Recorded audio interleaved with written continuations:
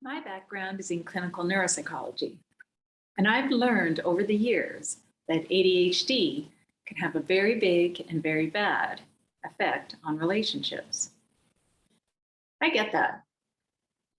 People with ADHD endure a lot of criticism, and they can start to feel ashamed of themselves and as though they can't do anything right. The constant arguing about the same issues and feeling that they are disappointing other people, that leaves them feeling very bad and somewhat disconnected. Over time, if it's been going on a while, the same arguments again and again can really start to push people apart. And as a person with ADHD, you might be feeling a little bit resentful. The thing is, the other person in the relationship is probably feeling the same way. So if we have two angry and resentful people, that is a bad combination because that's going to lead to relationship breakdown. Here's what I'm talking about. When I'm working with people with ADHD, these are the kinds of things they describe. The one that really hits me the hardest is when they tell me that they don't feel like they're on the same team anymore. I'm Dr. Sira.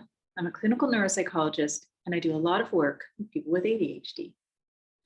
I've created a model that helps people do better in their relationships, and I think it can be better for you too. Instead of all of that criticism and shame, what you really want is to feel understood.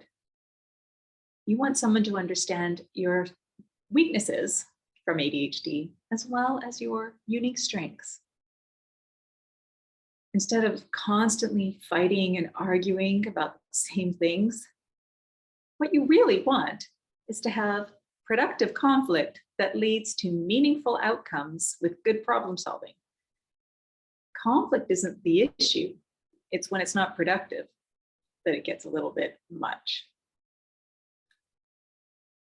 And over time, as the buildup of frustration grows and grows, and you start to feel angry and resentful, or maybe you both start to feel angry and resentful, what you really want is to feel like you're on the same team. These skills that I teach, they are specifically designed for relationships where one or both people have ADHD. And this isn't just for couples. While I work a lot with couples, it's also useful for other relationships. The relationship you have with your work colleagues, your boss, your subordinates, your friends, your children. These skills are useful for all relationships. So here's the model altogether. I believe these 9 skills provide doable strategies and pro tips for people with ADHD to really improve how they show up in their relationships. I want people to be able to show up in a way that feels more authentic and leads to more satisfying outcomes. All relationships are work.